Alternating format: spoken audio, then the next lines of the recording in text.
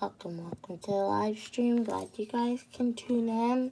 Welcome if you are a returning viewer. Welcome if you are new.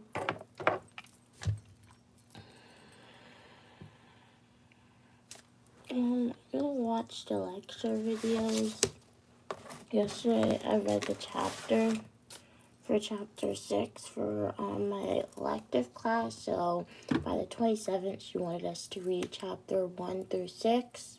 So I did that. So now I have to watch the lecture videos for it. Like, it's not like a necessity, but I just like to do it in case she adds like extra information that wasn't mentioned in the chapter in the lecture video. Hello, Steel Over Kitchen. Good morning, glad you could tune in.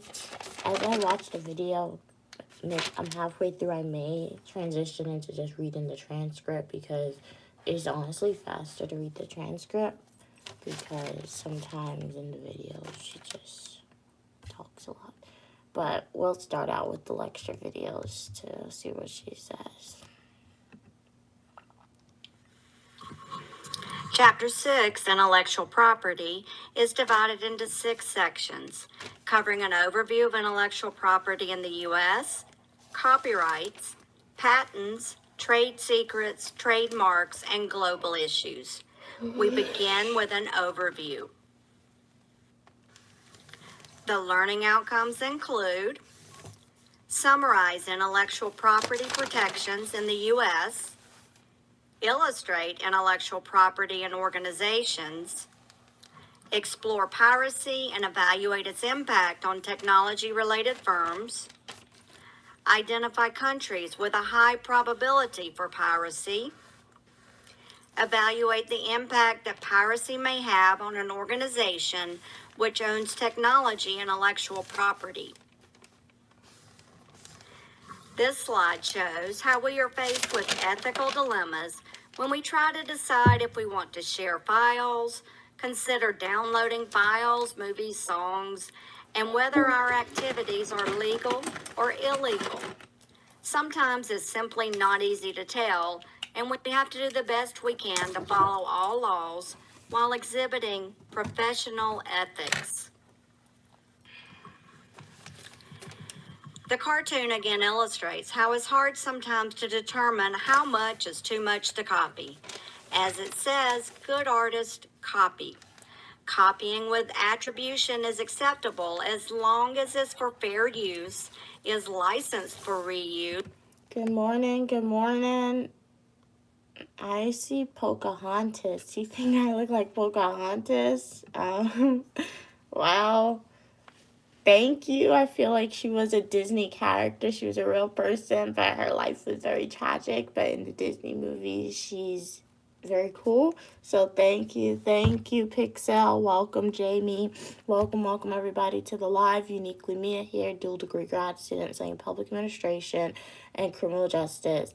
And I'm taking a lot of grad classes this semester, specifically a 7-week class. So on the weekends, I like to work on it until like the class is finished. Like, this is the only class I really work on the weekend. So I'm not going to be ignoring you guys, but as I always say, I don't want to be doing this all day, especially on the weekend. So I'm going to try and pay the most attention to the lecture videos and like keep the comments coming. When a video ends, I'll like read it. Each video is about 10 to 15 minutes long, and it's like 4 of them, I think. Yeah. So let me answer these questions really quickly. Hey, Rick 8 Eyes. No, it's 4 eyes, actually. The glasses and the eyes. But no, I only have 2 eyes, but it's not 8 eyes when it's 4 eyes. They call it when you wear glasses. Welcome, don't. Wow, it's 3:37 a.m. in California. It's 6:39 a.m. where I'm at. I'm from the United States, Jamie. Where are you? What does FTP stand for? Yeah, but I'm studying criminal justice and public administration in graduate school. Haldemai is the glory of God to conceal a matter in the honor of kings and queens to seek it out.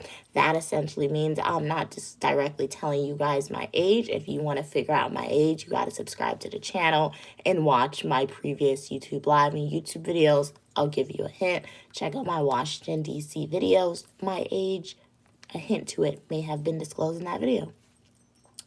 Don't Hate on Drake said, kudos to you, currently working on my bachelor's. Okay, yeah. Like, thank you. Kudos back to you. Yep, I got my undergrad degree in psychology and professional writing. My area of study is more so on the writing base, 'cause that's what I decided to study. So, yeah. Hopefully you enjoy what you're studying. What are you studying? And let's get back into this video, guys. So definitely stay tuned, subscribe to the channel, keep your comments coming. And if you listen very closely, you'll be able to learn about like intellectual property rights, copyright, patents in the United States that exists to protect whether you create a software, whether if you like create a movie, a book, artwork, anything at all. So you can learn something as well, guys. And you provide a link to the file's location. The cartoon then says that great artists steal. If you steal intellectual property and are never caught, then nobody cares. If, however, you steal without permission and without attribution, the penalty can be quite harsh. Finally, the cartoon says, for everyone else, there's copyright. Guess what? We are all everyone else. We face ethical challenges when dealing with another's tangible or non-tangible intellectual property, but we give credit to the original author. In fact, we err on the side of too much attribution rather than too little. Let's now define intellectual property, or IP, as I may refer to it throughout the class. Intellectual property refers to works of the mind that are created by a person, group, and/or organization.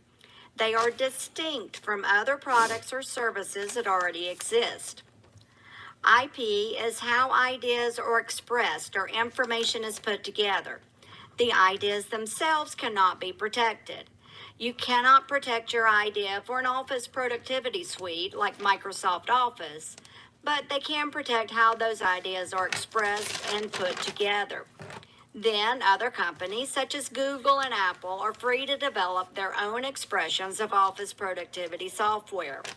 The idea of a productivity suite of software could not be protected, but the manner of expressing the ideas is protected. We will look more at relevant cases as we move along in this chapter. Intellectual property protection options include copyright, patent, trade secrets, trademark, and likely most important for software products, click-wrap agreements or contracts where the user agrees not to modify or tamper with the code and agrees to follow licensing agreements completely and fully. Owners may seek IP rights for names, written works, recorded media, inventions, etc., as long as the legal requirements are met. The owner of the property, which may be tangible, e.g. a car or a cell phone or a chair, or intangible, such as services, performances, etc., has certain rights associated with the IP. She or he receives compensation for others who use the IP. Compensation may include licensing fees, outright purchase of an item, rental of a product or service, or monthly payment for streaming rights. Compensation and rights to use the IP are left to the owner's discretion. The owners may decide not to use the IP, and that is a valid choice, even if the IP could be helpful to society. The owner may decide the product is too expensive to make without sufficient return, and that's the owner's right. Whatever they decide, it's their property. In general, the courts have ruled that the law should protect intellectual works in the same manner as physical property. U.S. courts have not reached consensus on the issue, however, as we will show in examples we discuss later. And this is subject to some controversy and discussion. Let's move on to a few examples of intellectual property in the business world. Novel production techniques may qualify for intellectual property protection. Maybe your company develops a new way to insert a part into a car. If it's novel and non-obvious, you may be able to get IP protection in the form of a patent. New methods of management may qualify as well, although this area is a little murkier. Meeting standards or achieving certain quality certifications may qualify for protection. These techniques are more intangible and must be justified when seeking protection. Developing unique product features, like adding a fingerprint sign-in option for a cell phone, for instance, may qualify for IP protection, as may a stylish brand image. The image must be distinct enough for your product to be quickly identified by a customer. If it's generic or if the image is already protected, you may have to make changes or decide not to seek IP protection. When determining the value of IP, courts typically look at how novel or different implementation of ideas leads to something valued by a customer or a particular customer, or something that a competitor would like to have. When dealing with intellectual or intangible assets, the value is very difficult to determine when protections are initially requested. Overall, the government's role is to balance the benefits of greater competition to us, the public, in terms of better products at lower cost, with the benefits of IP protection in terms of companies being willing to invest a whole lot of money up front in research, development, and testing to be willing to embark on risky expenditures.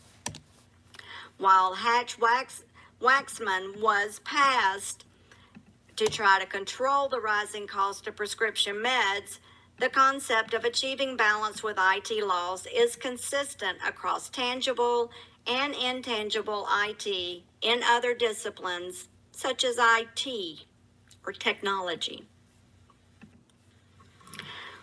What are some particularly worrisome intellectual property protection problems?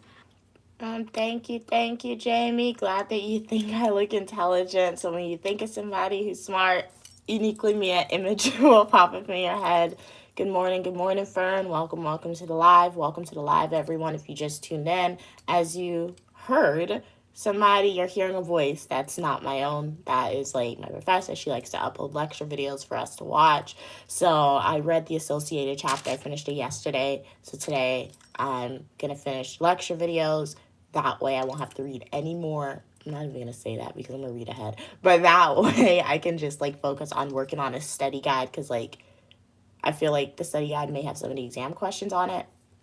I feel very strongly about that, because she sent an email to the whole class saying if you complete the study guide, you'll complete the exam in 5 minutes. So I already completed the study guide. I just have to review it, but I can't review it until I finish the chapters that she wanted us to read before the exam. So that's what I'm doing now, watching the lecture videos. So feel free to keep the comments coming. I'll respond to it at the end of each video. And make sure to like the video, subscribe to the channel. How are you all doing today? Would love to know. Feel free to leave a comment of your plans for today. One is piracy. If you look at the online piracy and numbers graphic at the website shown in the slide, you can scroll through and learn a lot about how IP is not being protected. Also, take a look at the YouTube video on why there's no stopping illegal downloading to get additional information on the scope of the problem and the difficulty in getting people to stop pirating technology. Why do we care if people copy? Hopefully, you've just seen video and graphic proof that internet piracy is an issue and takes money or goodwill away from the lawful owner of the intellectual property. Of course, as consumers, we have the probability of getting counterfeit goods. They may be lower quality and detract from the image of the original brand. Those who sell pirated goods or services are taking money away from the lawful holder of the intellectual property.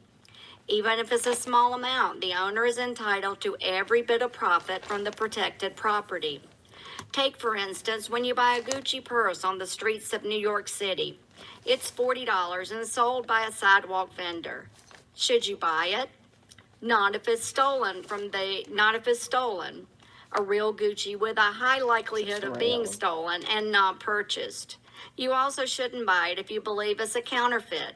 If you want a Gucci purse, pay the price required. If you know goods are stolen or counterfeit, you may be penalized as well as the person who sold it to you. In reality, we know that we are unlikely to get caught, however.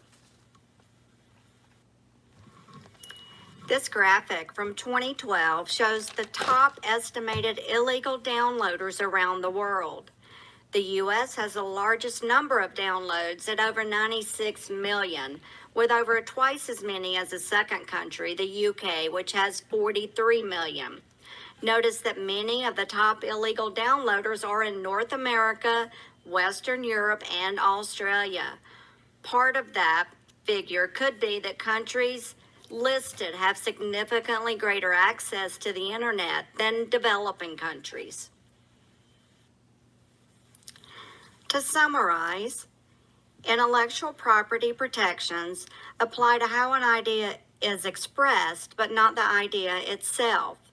IP protections apply to tangible and intangible assets. U.S. courts have interpreted IT protections in a somewhat inconsistent manner. Technology IT protections have been notably inconsistent and have changed over time. There have been a large number of high-priority cases dealing with technology giants Samsung and Apple, along with other major players like Google and Microsoft. The problem of piracy isn't going away. Technology providers must remain vigilant to protect their intellectual property. Okay, first video is finished. We're moving on to the second one. And as you see, I'm not really taking much notes because it's literally a repeat of the textbook chapter that I already read. But I still like to watch it because she does say, like, additional stuff that's not in the textbook. So I take notes on that. But for the most part, Chapter I already 6, have notes on all the stuff she said. Intellectual Property. Part 2A, Overview of Copyrights. The learning outcomes include review major copyright principles according to relevant U.S. laws, explore the rights that copyright protection provides to its owners, describe copyright infringement and potential penalties associated with unlawful use of copyrighted materials, discuss protection that copyright provides to databases, evaluate the usefulness of copyrights as protection for software and/or mobile apps. Incidentally, notice the Cengage Learning copyright at the bottom of the slide. Although I've modified the slides significantly and they don't look like the one Cengage provided, I still keep the copyright notice there. Let's start with a little background on U.S. laws as they relate to copyrights. U.S. laws on copyrights originated in the early 1900s, and the code has been changed many times to address new issues. Copyright is always behind the leading edge of technology, however. If granted a copyright, the owner has exclusive rights on how he or she may use the IP. Rights are limited only in a way that encourages competition or benefits society as a whole. This goes back to our discussion of the attempt to balance competition with encouragement of innovation. We want people to spend the research and development dollars needed to develop a new, exciting, and emerging technology. Intellectual property protections offer a payback for research, development, and creativity, and encourage competitors to invest in those areas. Copyright protection is described in detail under the laws of the U.S., specifically Title VII. Works that may be protected include, quote, original works of authorship, including books, performance, and music and artistic work. Copyright law is relevant whether you publish the work or not. It's your choice to do what to do with your intellectual property. You also don't have to seek a copyright for it to have copyright protections, but if you want to sue someone for infringement, you must have registered it. It's inexpensive, and you should apply for a copyright if you want to protect your investment. Clearly, copyrights only protect the expression of ideas, but not the idea themselves. Society owns the ideas, while people decide how to express the vision of society. Distinguishing between ideas and expression is often difficult. We are encouraged to build upon the work of others, but we must use care that we are using our own way to express the idea. Copyright law does not allow for protection of concepts, facts of nature, math equations, or symbols, and so forth. While the idea is not protected, the expression is protected, even if the expression is not particularly creative, novel, or non-obvious. If a person seeks IP protection for product ideas, processes, or systems, she or he must seek a patent instead of a copyright. Copyright lasts for a limited period of time, depending on the country in which the work was copyrighted and the rules in place at that time. Often, copyright lasts for an author's lifetime plus 70 years. Then, or at some point, the copyright enters the public domain and is free to everyone. That's why some classics and literature are available free of charge online. If you legally get a copy of a copyrighted work, you may sell or transfer that copy. For instance, is it okay to give your textbook to someone for next semester? Yes.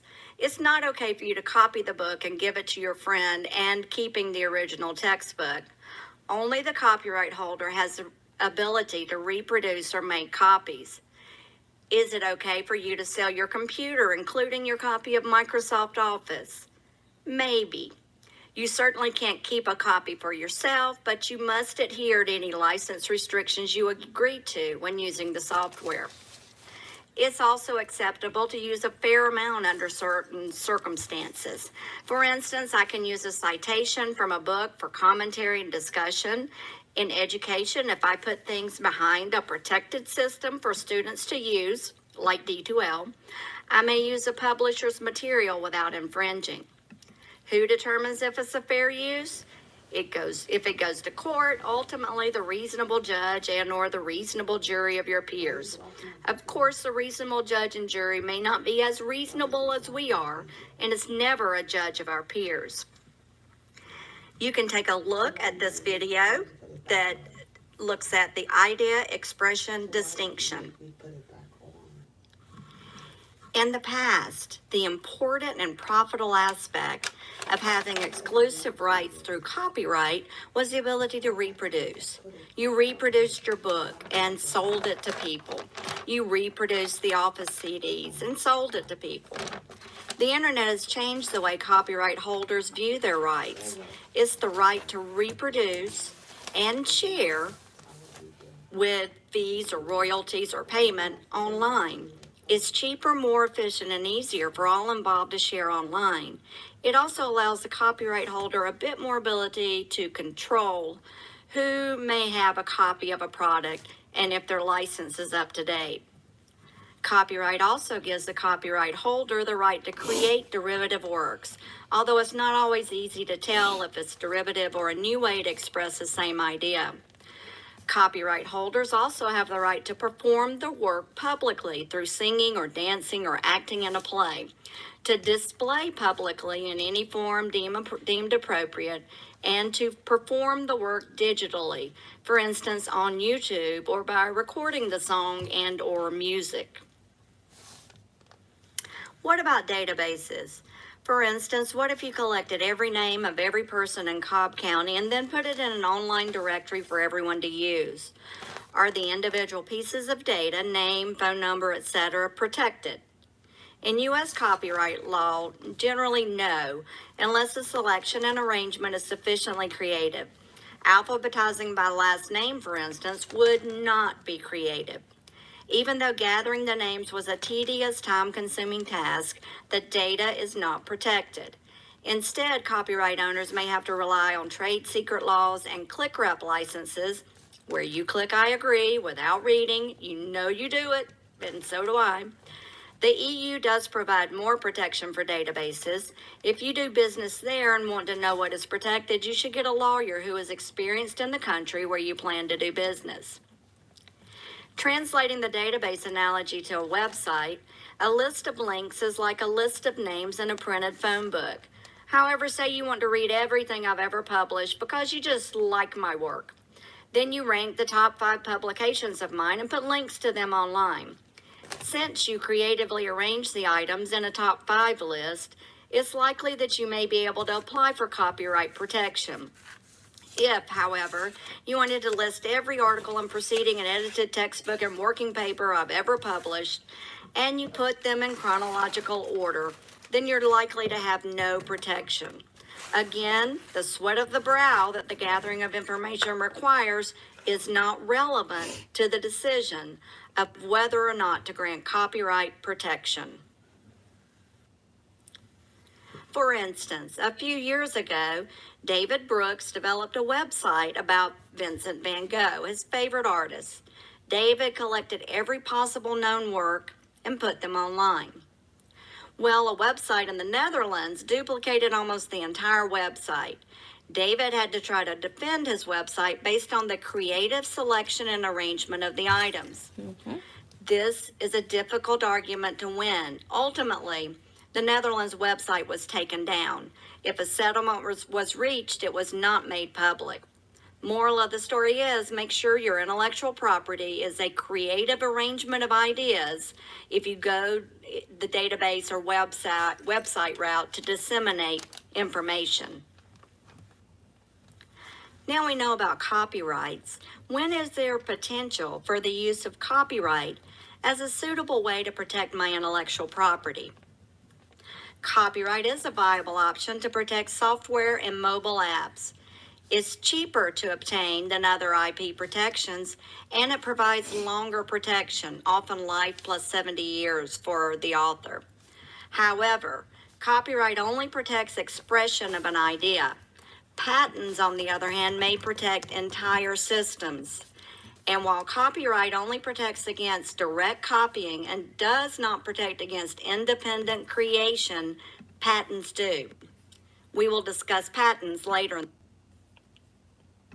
Copyright only protect. this chapter. To summarize, copyrights are a valuable option to protect the way ideas are expressed. If they meet the legal requirements, copyright ideas are protected similarly to tangible property. They are still one of the major options to protect software, although courts have begun to reduce the scope of what is protected. Copyrights never protect an idea, but sometimes it's hard to determine if the requested material is the idea or the expression itself. Courts struggle with this issue as well. Copyrights also do not prevent someone else from coming up with the same song, lyrics, or book through independent creation. Once the copyright is obtained, the copyright owner is responsible for protecting their IP and monitoring its possible misuse.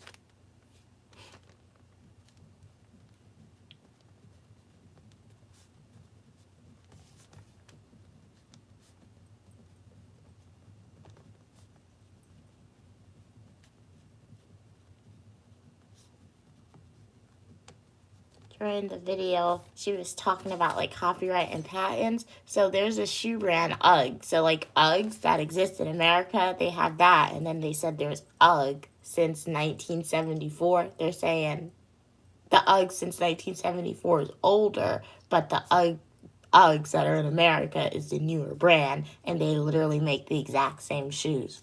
But according to the definition of copyright, they're not protected under the copyright. Or no, the new UGG brand didn't copyright off of UGG since 1974, since copyright doesn't protect against somebody creating the exact same product as you. That's my interpretation of that. I'll include it in my discussion post just to see if my thinking is right. That's what I like to do sometimes when I have a question. I include it in my discussion post. And she can answer my question there. Okay. Welcome, Gideon. Glad you could tune in. Yes. Oh, copyright is gaining your attention. Yeah. So definitely stay tuned, Final Boss, and continue to listen with your ears. I can't even try and say that. I get tongue tied sometimes, but you guys know what I'm trying to say. So just continue listen with your ears. We're gonna move on to the third lecture video. Hopefully you guys are are having a good morning. Make sure do something active, be productive, and you will be good to the day. You're copyrighting my attention bars. What does that mean? That you are copying writing his attention bar accent. Oh, I didn't reach that. Oh, so I'm glad you're enjoying it, Final Boss. You want me to teach you? Okay, my professor will teach all of us, guys. You are getting access. My education costs a lot of money, and I'm sharing with you guys for free. So all you got to do is listen and subscribe for more. Don't forget to like the video. Let's get back into it. Chapter 6, Intellectual Property. Part 2B, Liability and Infringement. The learning outcomes include compare and contrast two types of liability, contributory and vicarious. Describe the substantial similarity test and how it is used to evaluate potential copyright infringement. Address the current use of digital sampling and how that affects potential copyright violations. The two types of copyright infringement are contributory and vicarious liability. In the upper right corner, you see an image of a YouTube video that was removed due to numerous copyright violations by the user Lego Boy. Lego notified YouTube of copyright infringement and they removed the video. Lego has to be vigilant to protect its copyright. A few years ago, my husband recorded a few high school baseball moms doing a dance for their sons on senior night. I wasn't in the video, thank goodness. Unknown to my husband, a song was playing in the background, possibly even on the lacrosse field, not our field. YouTube notified me of copyright infringement. He posted all his videos on my account. My husband came home from work complaining, saying they couldn't take down the video. I said, yes, they can. Ultimately, the video is allowed to be reposted, but is unavailable in one country, I believe. With contributory liability, you should know that something is protected. For instance, we all know that we shouldn't download music that doesn't belong to us any more than we should take a candy bar from the store without paying. But how many of us have had a hypothetical friend who has downloaded songs and kept doing it even after it became crystal clear that it was illegal? With contributory liability, you also may have encouraged it or could have stopped it. Perhaps the parents of the child who downloaded thousands of songs, for instance, could have stopped it had they installed a filter or even just talked to their child. The critical factors for contributory liability are knowledge and purpose control. If the purpose is to make money or to illegally share files that aren't yours, then you may move to a more significant violation of copyright law, vicarious liability. With vicarious liability, you know that it's illegal and you could have stopped it or minimized it, same as contributory. However, vicarious liability goes further. You make more money when others infringe. The focus here is on money.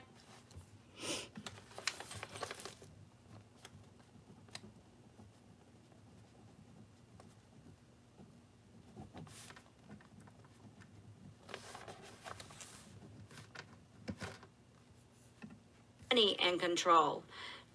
Penalties are typically much harsher for those found guilty of vicarious liability.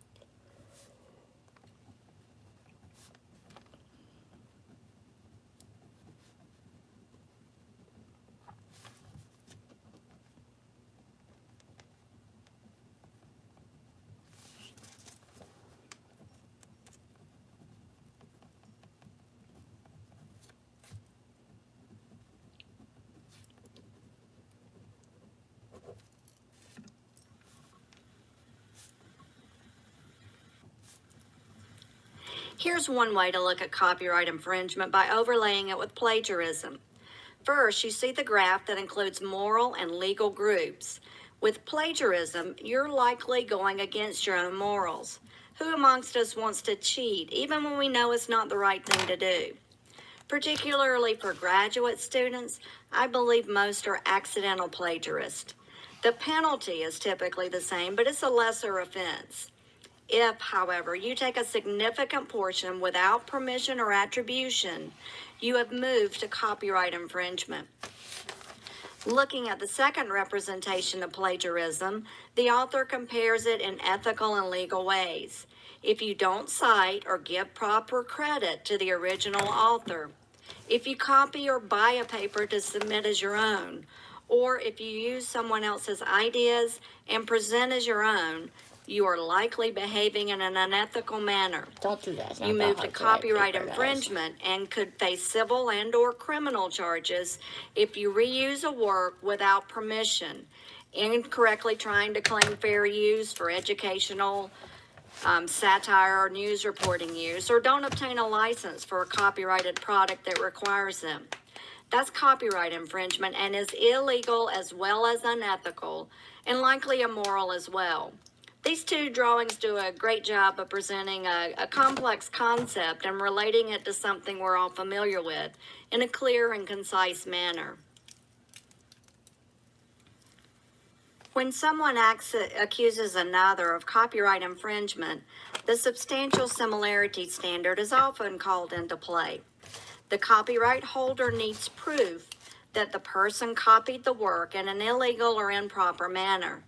The product cannot be the result of two or more artists independently arriving at the same creation. That is, they expressed the ideas in the same or almost the same manner, but they independently came up with the expression.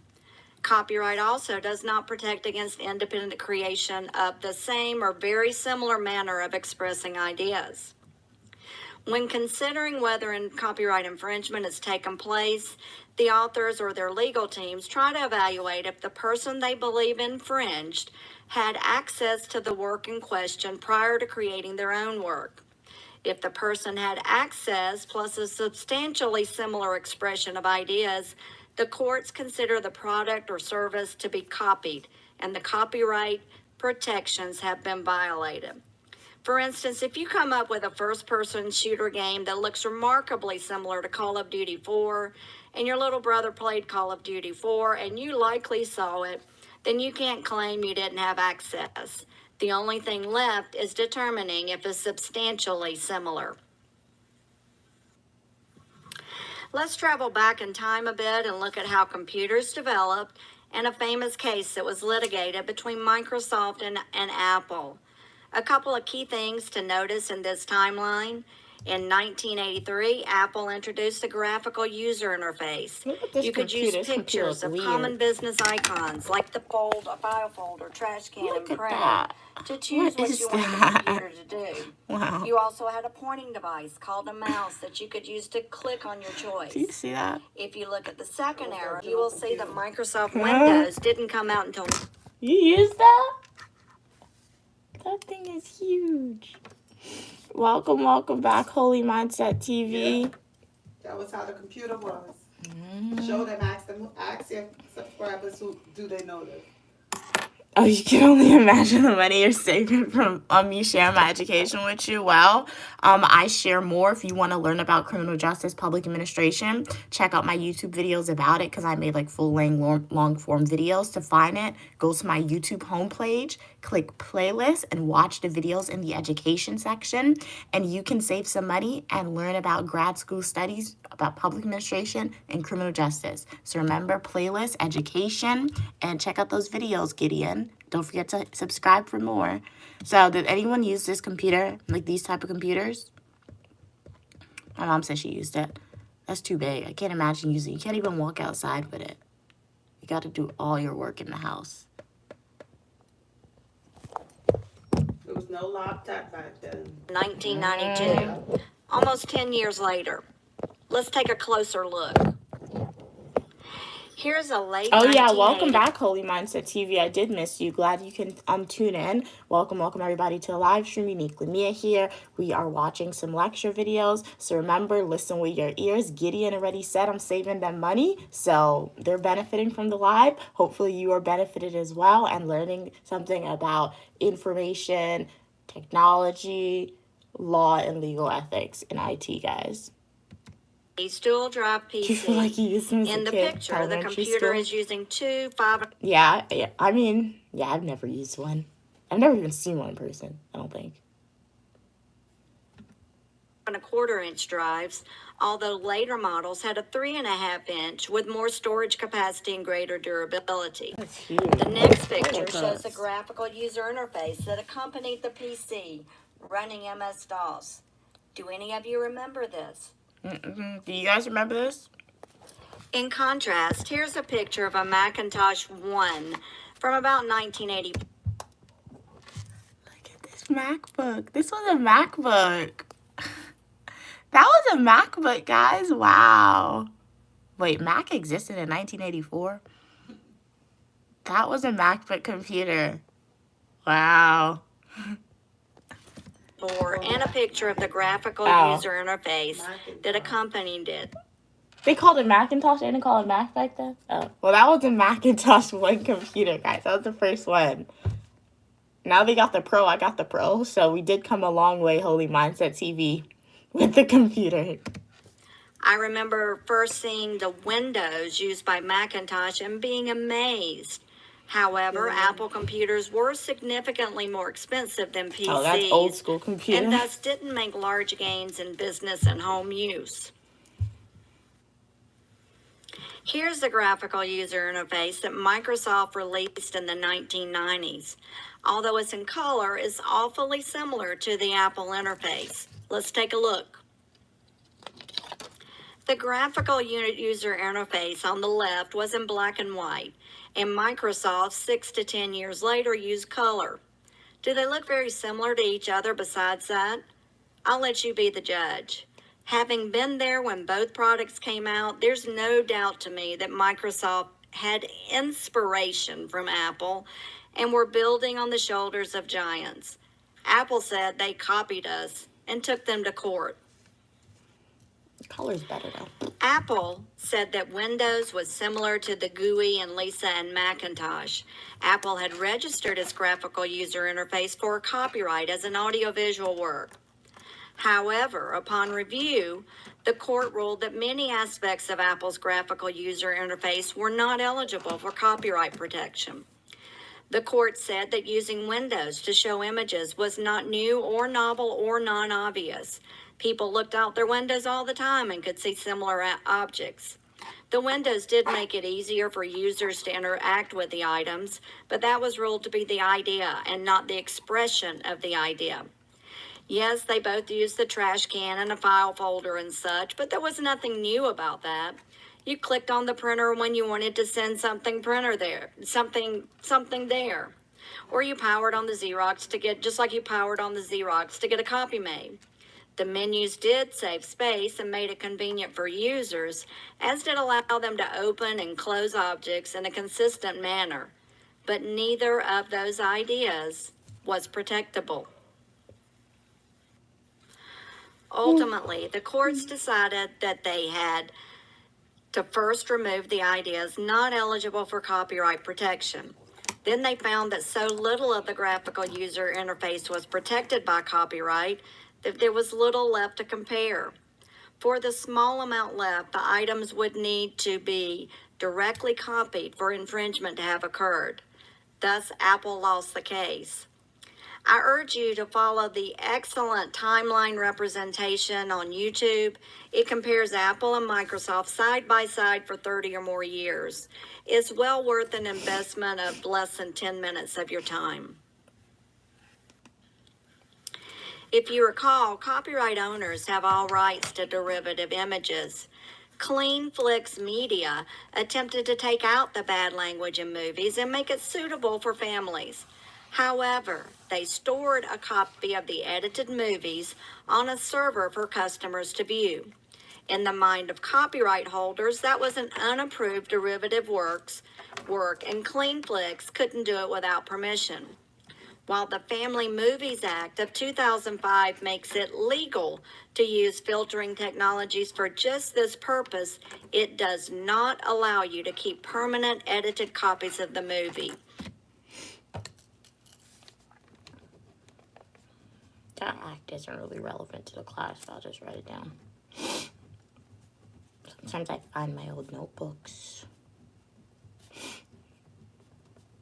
I took a class last year. Criminal justice, and I still use that notebook. If I used it last semester, I'm using it this semester. So sometimes they come in handy.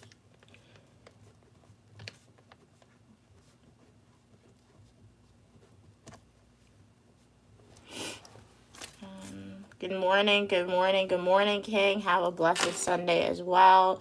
Final Boss said TikTok should have merged with Microsoft or Google. They could have, but then it wouldn't really be TikTok anymore.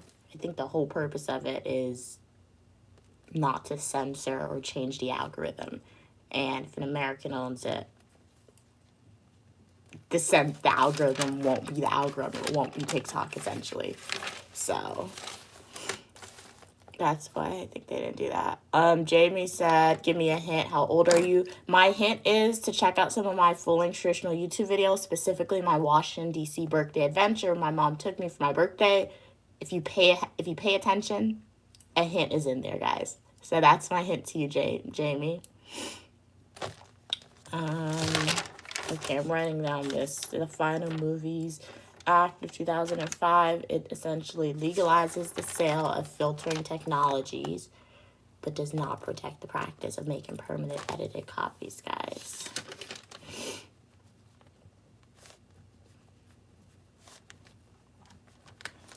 King is on. King said blessed Sunday. I know, I said it back. I'll say it again. Blessed Sunday, King, and everyone else in the live. Thank you for tuning in to the live. How are y'all doing today? On the weekends, I'm taking a 7-week class, so I'm probably just gonna, it's like the only class I work on the weekends. So when the class ends in February, I could like revert back to LSAT study on the weekends. But for now, we're just gonna be mostly doing this class. Don't hate one wrote a message to you. Don't hate. If I guess your age, will you say yes or no? I don't know, probably not. It just depends on how I feel in the moment. Like, if you guess the wrong age, I can definitely tell you no. Like, if I was 19 and I've accomplished all I've accomplished, that would have been a real testament to my mom and myself. 19 and in grad school, my mom would have done really something good with my education. I would have been a genius. Unfortunately, I'm not 19 and in graduate school. I can definitely say that.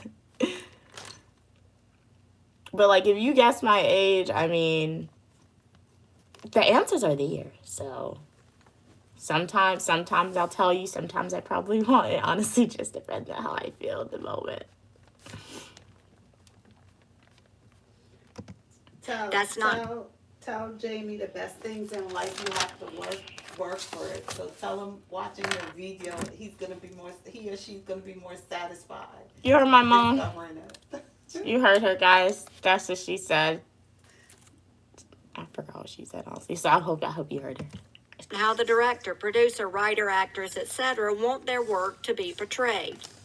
In the end, VidAngel emerged to filter bad language and sex from movies, but without making permanent edited copies of the movies. You can take a look at the short YouTube video to see how VidAngel describes itself. What? I want to go and take my shower and get dressed because I want to go mix up the Ruchi. So, you have a clean towel for me? It's in the bathroom. Is it clean? And I hope is it clean? Oh my God! What type of question is that? Towel. You have another towel? Mom, the towel's in the bathroom. What color towel? The orange one. And where's the soap? Oh God, it's in here. I need my toothbrush. It's in here. And what am I gonna put on? Didn't you say you want to wear the pajamas? Oh.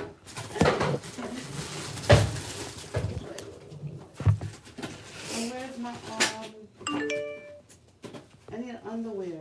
Mom, I'm on live stream. Huh? I'm on live. So what? You share your life with them. Not, oh my God. Yeah, you have to send Miss Holders before we forget it. Don't hate, Show the winner what they're who they, receiving. they already know, they watched the video. Hope they did. Remind them. Don't hate on Drake said, send love to your mom. Jamie said, you act pretty mature. I'm gonna guess 23. However, you look 15. Where's the soap? I'm not 23. Where's the soap? Where's my It's on the thing. The Which orange. towel is mine? The orange. Oh, the toothpaste is in the She got a bathroom. soap for me, a brand new one. See? She bought soap. Where's the toothpaste? In the shower. And which, okay, so I'm going to take my shower. And if you guys won a TikTok if you guys are the winner of a TikTok giveaway, so Sorry, Devin, which color towel is mine? orange. The orange one. Why that spots? Because it on has, I washed it with Clorox, so it changed the goodness. color. It's really clean. So just a quick sneak peek. If you won the giveaway, the first winner, I think the first winner is Alan. That's just the first name that I pulled. You will get a TikTok tote bag. TikTok currently is banned in the United States, so this could be vintage. TikTok tote bag, and then you'll get a book. I don't know. There's just like 2 different books. So I'm just gonna choose one at random and send it to the person.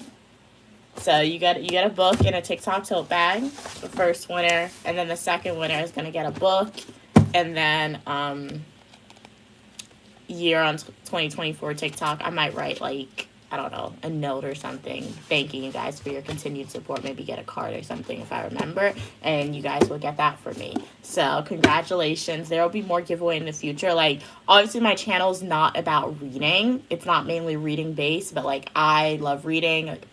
Okay, I read a lot for academics. I love reading for fun. So I guess you're getting a little bit, I've never read any of these books, but I feel like I'm really going to enjoy them when I read it. So you're getting behind the scenes on a book that I'm going to read. And then when you guys read it and I read it, we can probably have like a live discussion about it. So yeah, this is kind of, you're getting a gift that's like, I guess, very personalized because I buy books for myself all the time, even though my channel doesn't really revolve around me reading books and speaking about books.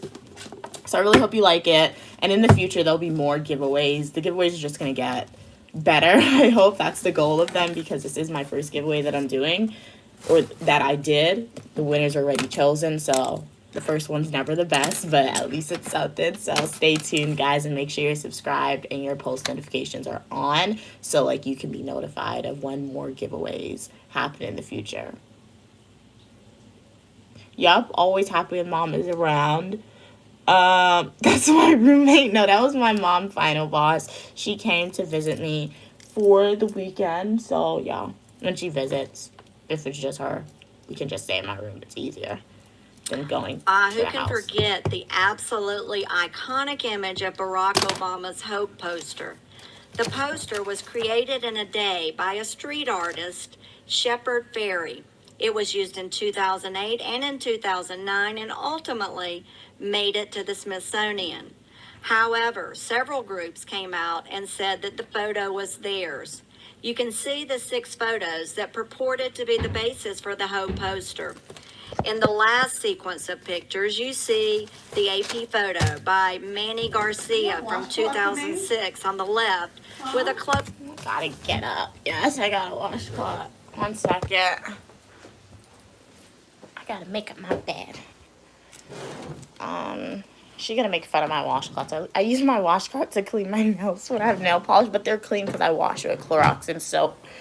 But oh, this one's It's a good. clean This one. one's clean. Wait, it just has nail polish. I washed when I washed it with Clorox and soap. What? I'm trying to be sustainable when I can. So I realize frame cleaning 2. your nails. And then the with, final image in frame a washcloth 3. is better. Ultimately, Shepard Fairey received Tell me. about a $25,000 fine. Jamie, I'm not disclosing my age to you. You gotta go watch the videos. So, yeah, definitely go watch the videos. And if you figure out my age, leave like a pink heart. And 2 months of probation, in part because he destroyed documents that showed he had seen the AP photo at some point prior to creating the image. Have you read The Da Vinci Code by Dan Brown or seen the movie with Tom Hanks? Louis Perdue challenged that his earlier book, Daughter of God, was unfairly copied to make the Da Vinci Code. If you remember, the Da Vinci Code talked about various religious themes and historical legends that were common knowledge or ideas. While the two books were very similar, the courts decreed that the similarities were ideas. Since ideas cannot be protected, but only how the ideas are expressed, there was no case. As U.S. District Judge George B. Daniels ruled in April 2006, quote, a reasonable average lay observer would not conclude that the Da Vinci Code is substantially similar to Daughter of God. So our reasonable person came back again, and we'll keep seeing this person who isn't always so reasonable. Further, Judge Daniels said that, quote, any slight similar elements are on the level of generalized or otherwise unprotectable ideas. In another high-profile case, Joe Satriani, do you know him? Accused these people, Coldplay, do you know them? Of copying some of his material in Viva La Vida. The suit was dismissed from the court in 2009, although there were indications that a private settlement was reached. If you only watch one YouTube video in this class, take a look at this one, which overlays the music for you to see the similarities. It's only 1:50 and it's a worthwhile investment of 2 minutes of your life.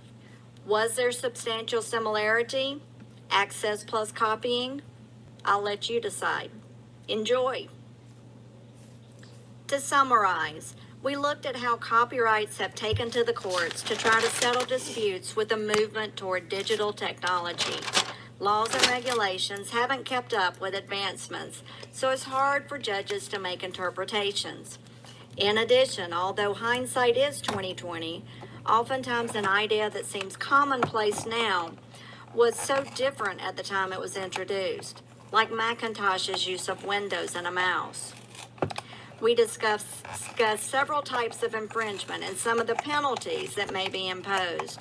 It's difficult to prove that someone directly copied from your idea. Ideas aren't protected, but the expression of the idea is protected. Alright, so we are done with that video. For the next one, I'm gonna have my computer read the transcript to me just because the video is 22 minutes long. It's really long. I don't want to listen to a 22-minute video. So it's 6 pages on the transcript. The transcript literally has everything that the professor says word for word, so it's not like I'm missing out.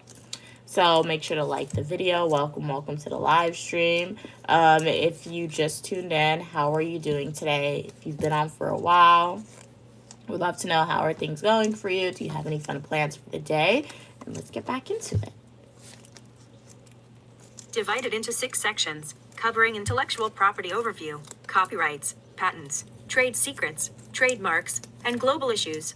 We now move to copyrights, specifically sampling and remixing.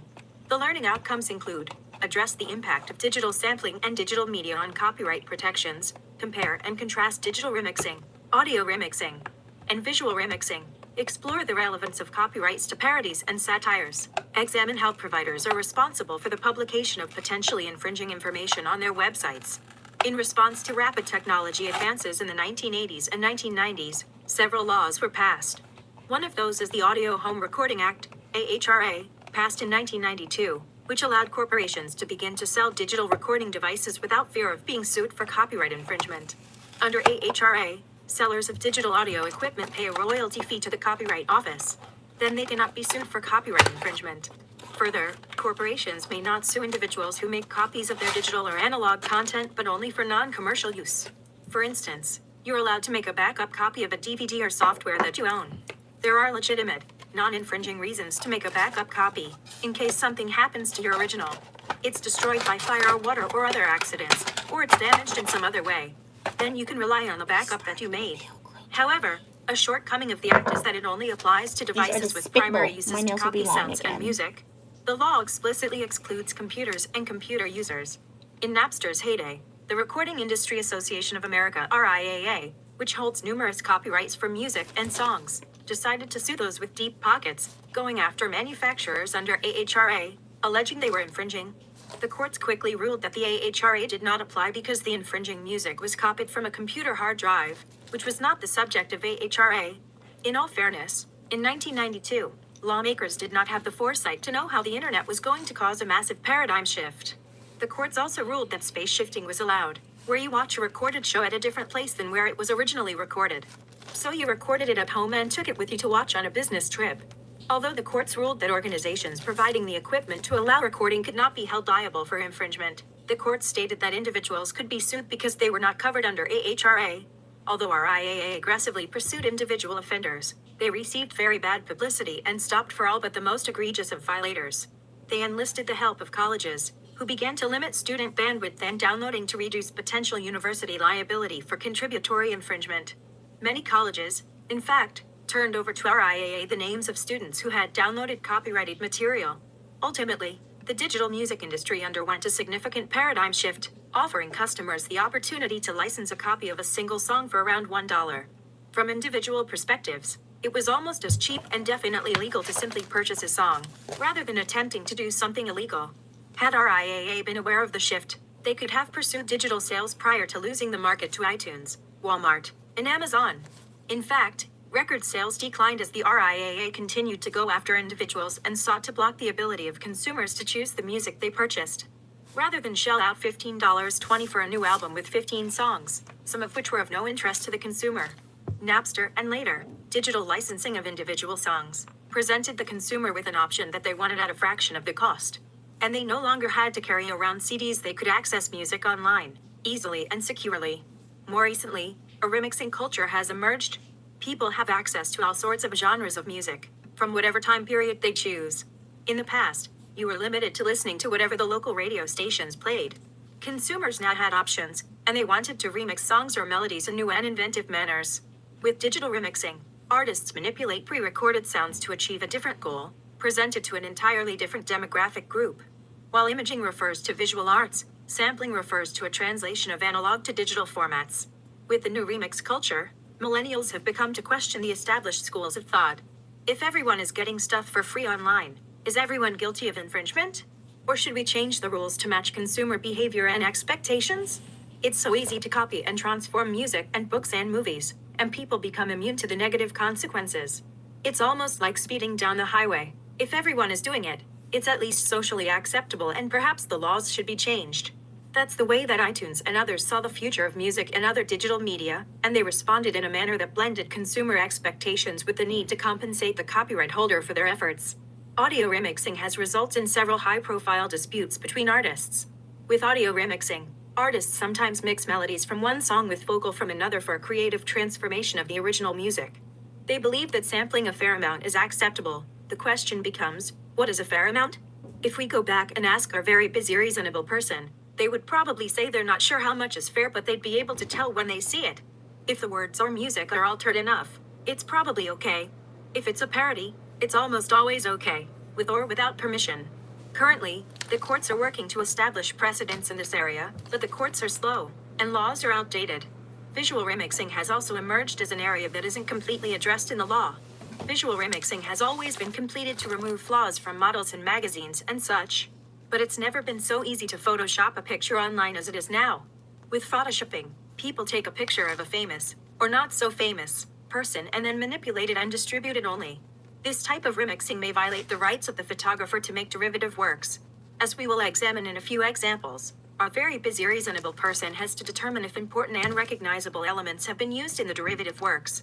This goes to the concept of substantial similarity, which, if you remember, is access plus substantial similarity equals infringing on a copyright. Fair use exceptions do apply in certain situations.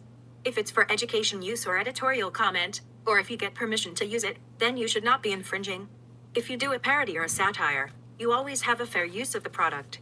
However, since the courts have not reached consensus of these issues across the world, or even across the US, you should always consult a lawyer for legal advice on whether you can use an image and under what situations. This is one of my favorite examples, Campbell v. Cufro's music in 1994. Have you heard of Two Live Crew? I have to be honest, I hadn't heard of them until I learned about this case. They wrote a song called Pretty Woman and said it was a parody of Roy Orbison's iconic song, Pretty Woman. 2 Live Crew cop in the opening bass riff and the first line of the lyrics and then changed to a play on words. Prior to recording the song, 2 Live Crew told Cuff Rose, the copyright holder, that they would credit them with ownership of the song and would pay a fee to use the song. Cuff Rose declined, and 2 Live Crew made their parody anyway. Of course, Cuff Rose sued, saying that 2 Live Crew infringed on their copyright. The district court heard the case and said that 2 Live Crew's use was a fair use and granted them summary judgment. However, Cuff Rose appealed, and the Court of Appeals reversed the lower court's ruling, saying it was not a fair use. So 2 Live Crew appealed to the Supreme Court. Scottus decided that a parody may claim fair use when using copyrighted material, particularly when they need to copy the original music and or words to make the point of the parody. However, 2 Live Crew only took a fair use of the original song and no more than needed. Interestingly enough, the Supreme Court said that whether it's in good taste or not is irrelevant. If you look at the original and the parodied songs, you'll see that they are very different, and likely appeal to a different group of people. Cuff Rose argued that 2 Live Crew's use of their song would dilute the value of the original. Scottus concluded that 2 Live Crew did not take more than necessary from the original lyrics, and that the new song would have little market effect on the original. In other words, people who wanted to listen to the original would continue to do so, and most of them would never even listen to 2 Live Crew's version. Further, although 2 Live Crew did indeed make money off of their song, they could still claim fair use. This was a new addition to the fair use exceptions. You may make money but still claim fair use. Scottus also found that, like a book review quoting the copyrighted material criticized, parody may or may not be fair use. So while parody is generally considered fair use, each case should be examined independently. This case more clearly outlined the bounds of parodies, which was generally considered exempt through the fair use exception. Scottus reversed the Court of Appeals and sent the case back for further proceedings. The two groups ultimately settled for an undisclosed amount of money, and 2 Live Crew agreed to license the original work. You have absolutely got to watch Roy Orbison's version of Pretty Woman and then compare it to 2 Live Crew's version, both available at the YouTube links provided. It's understandable why Cuff Rose didn't want to allow 2 Live Crew to license or use the song with permission, but it's a hilarious example of how parodies almost always are allowed fair use. Politicians have never been reluctant to use songs without the permission of the artist. For instance, in the 2016 presidential race, then candidate Trump was asked by artists and copyright holders to quit using their songs. The iconic "We Are the Champions" by Queen has been appropriated by many campaigns. I mean, the words are relevant to those trying to win a campaign. However, the copyright holder of the song said that they had never been asked by the Trump campaign for permission to use "We Are the Champions." They further said that they were frustrated by the repeated unauthorized use of the song. The Rolling Stones said that they have never given permission to the Trump campaign to use their songs and have requested that they cease all use immediately. Adele released a statement that said that she has not given permission for her music to be used for any political campaigning. Rem was vocal with their criticism, with Mike Mills saying that though the Orange Clown will do anything for anything, I hate giving it to him. Further, the band asked that the media and the American voter should focus on the bigger picture and not allow grandstanding politicians to distract us from the pressing issues of the day. After George Harrison's song "Here Comes the Sun" was used at the Republican National Convention, his family said that the unauthorized use of "Here Comes the Sun" is offensive and against the wishes of the George Harrison estate. Even Luciano Pavarotti's immediate family chimed in, saying that they would like to recall that the values of brotherhood and solidarity which Luciano Pavarotti expressed throughout the course of his artistic career are entirely incompatible with the worldview offered by the candidate, Donald Trump. Trump isn't the only one who has been sued for using music without permission. Jib Jab makes satirical recordings of almost every presidential election. Although they argue fair use for satire, the copyright owners of "This Land Is Your Land" did not appreciate the humor and how they used the song. The two parties agreed that the song had been used without permission. Jib Jab argued that it was political satire and was therefore fair use. During the course of the investigation, an attorney for Jib Jab noticed that by mistake, the copyright for the song was not renewed in 1945. The courts found, therefore, that the song had moved to the public domain in 1973. The parties settled after that, and if I had to guess, I'm betting that Jib Jab paid some sort of licensing fee. If you get a chance, watch this short YouTube video that was made during the George Bush and John Kerry presidential campaigns. It makes fun of both sides, and I can appreciate that.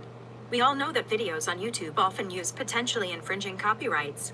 The copyright owners argue that posting on YouTube is a derivative right, and anyone using their copyrighted intellectual property must ask permission first, or claim a fair use exemption. That's why I don't use Fair use music is more no more. difficult to claim if you post on YouTube and, potentially, make money. Again, If it's satire, it's likely to be a fair use exception. Otherwise, ask permission. The courts have not reached a consensus on this. So how do politicians get away with it so often? Candidates from all political leanings. The first way is by asking permission. Hillary Clinton, for instance, had the support of many musical artists and was allowed to use their music, with their permission and sometimes their endorsement. If we went by the candidate backed by the most celebrities, Hillary Clinton won by a landslide. In fact, Donald Trump had trouble finding people to perform at his inaugural ball, but he still won the election. Most politicians follow a cease and desist order if the copyright holder, often not the person who performed the song, gives them permission. That means that sometimes, the copyright holder will allow a candidate to use a song without the permission of the original performer. And if copyright has been assigned over, the artist has no recourse. Make sure you know who has control of your copyrighted intellectual property. Occasionally, politicians are sued if they don't stop after being told to do so. The legal system is slow, clunky, and expensive, and judgments sometimes depend on where you are located. If, however, politicians use a song in a large convention center, the center likely has paid royalty fees for music played in the background. The politician should still check in advance and secure a license if needed. Let's look at another example. Here's Coolio, who is a successful rapper. In 1995, he released Gangsta's Paradise. Take a look at the YouTube video of this song. We're then going to compare it to a satire. Coolio's official music video has a very respectable 25 million views. Weird Al Yankovic is a very successful singer-songwriter, best known for his library of parodies of successful artists and their songs. You can take a look at some of his parodies in the YouTube link provided. Weird Al made a parody of Gangsta's Paradise and called it Amish Paradise. Amish Paradise has 48 million views, almost twice as many as the original. When you watch Weird Al's parody, you can see why Coolio might not like it.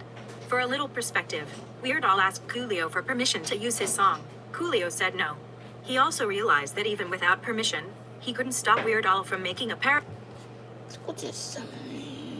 Welcome, JC. Oh, you can't wait for the food? Yeah, my mom, we're definitely gonna live stream it, King, so definitely stay tuned for You're the gonna wash food my dirty clothes. content, okay?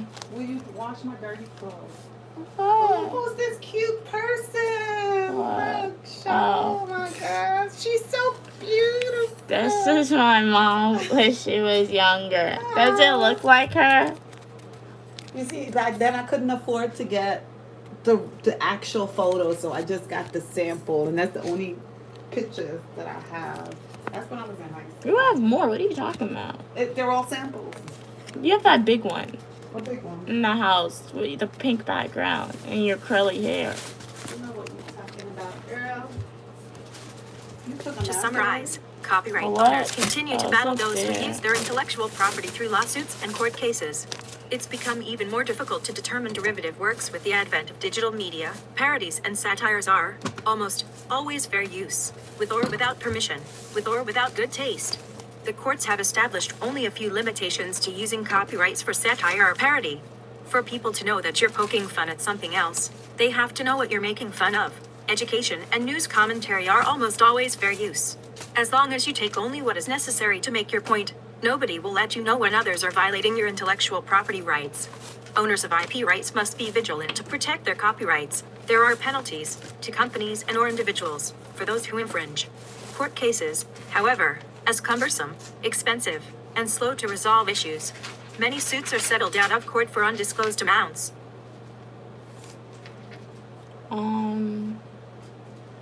Really? King said I look like you in this picture. Or they said they see a little bit of Mia in this picture. You think I look like her? People don't say I look like my mom. Yeah, they usually. Well, I'm glad that I look like you. I look like you. You look like I got her face, guys. Well, if it was one thing, if it's one thing for sure, I know you came from my body because I was What? awake. Oh. I was awake. Okay. Really? Good morning, Shamir. I was awake when she came into this world, Do you like the PJs? A haul is coming and I soon. stayed awake. Why you not wearing the blue one? What blue one? You were wearing the blue one yesterday. What blue It's one? up there. I figured the gold match better. Uh, You don't like the It's gold? up to you. Why you hating on the yellow? It's okay if you like it. You don't like it? It's okay. Guys, what do you think? Meow. Oh, Shamir. Meow. What? like What'd it. you do a cat sound for? Cause I looked into your thing and I see cat eye. Oh, Shamir said, Gold Mall. I'm that bad friend for Uniquely Mia. I'm a bad influence for Uniquely Mia. Because here's Uniquely Mia trying to study intellectual properties, copyright, and I'm that friend that, Mia, let's go and party. Come on, Mia. But except her friend is old, so the only thing the friend know to do is go and cook. You're not old. You gotta go and bathe. Why am I Why'd touching you you? smell me? Why I am do not smell. Yeah, no. It's just hot in here. I think my roommate put Yeah, the your heat skin is on. warm. I'm gonna have to turn the heat down. But I just always realized doing that. that I just took my nice bath. I put on deodorant. I put on perfume. Really, man? So I was like nice and clean. That's what I'm smelling like. Why do you? She put on makeup and perfume to stay in the house. I didn't put on makeup. I put on Like, deodorant that's and crazy. perfume. I like to smell good. You know, I don't understand this. When you buy perfume, right? You buy perfume because you like the smell of it, right? Yeah. For example, Stu. I buy him cologne, right? Mm-hmm. Because I like the smell of it. Yeah. He only puts on the cologne when he's leaving going to work. So I'm like, what's the purpose of that? I didn't buy cologne so the world could enjoy that smell. I bought it so that I could enjoy it. So what's the purpose of like, you're in the house for like 2 days, so you decide, oh, I'm not going to put on any perfume because I'm in the house. I bought it for myself to enjoy, so I put it on. I like to smell it. So if somebody give you a gift of cologne or perfume, they didn't give it to you for the rest of the world to enjoy. They gave it to you because they want you to use it. So whenever you're in a present, make sure you take a bath and make sure you spray up. And then you'll see the attention. So yes, I did put on cologne. Mia, it's time for you What? to go and take your bath. I'm going to start on this cooking thing. Yo, we're not finished. I'm almost That's what I done. do too. What do you do too? Do you Almost put on the done. perfume as well, King? Peace upon everyone. Peace and blessings. Do you put on the cologne or your perfume when you're in the house as well? So they think that's something, but I'm that bad friend. I'm influencing her. She ain't doing no more schoolwork. She taking a break. I'm in town. She's been I'm studying. gonna do this later. I have Today's 3 more. Sunday. I'm reading the transcripts. God created the world, and then He rests on the 7th day. Whether your 7-day Saturday. Oh, King said they only put it on when they going out. Oh yeah, no, stop. If you have people, put it on the house. We want the best of you too. Why are you offering the world the best of you and the people inside of you that's around you? Why you're giving them such tiny part of you? I want you to shave up. I want you to look good. I want you to iron your clothes. I want you to smell good when you're in the house too. Let me enjoy that. Oh, that's just my thing. But like I said, the world was created. The world. You know what the world is? You know the world? No, I haven't been everywhere yet. Okay. Well, you have to read the Bible. But anyway, He rests on the 7th day. So whether your 7 days, Sunday, Friday, Saturday, I don't care. But the whole point is you're supposed to rest. And you're supposed to have fun. You're supposed to just be carefree and do what you want. So I am that silly friend. I am that friend to Mia that her mom, parents say, keep away, keep away. So Ow, that it's time for you to hurt. get up, go take your Let me bath. finish this. No, I'm going, set me up in the kitchen while I start to mix everything. We didn't eat breakfast. We'll eat breakfast. You won't starve. You told me the bodies have 3 days worth of food. Yeah, That's not 3 true? days if you just fall down. What? 3 days if you fall down. 3 days what? If you just fall down, you're not gonna be strong. Listen, but okay, so you're not even 3 days. Most people, what time is it? Most people your age is probably waking up like 12 o'clock. So you should be still sleeping. 12 o'clock. 12 o'clock. Today's Sunday. Okay? No, So- I'm not eating Chick-fil-A this morning, Shamir. So set up the tripod in the kitchen, and while We gotta start a new one because this one the title is different. Oh, okay. So let them know, and then set me up so I can start doing my thing. Everyone, if you're able to join the live again, join it. Thank you so much for supporting Uniquely Mia. You guys are her support system when she's here and when she's at home too. But when she's at home, she physically have me all the time, and she have G and she have Stu. But when she's away from us, I feel as though I don't even pay attention to her much anymore.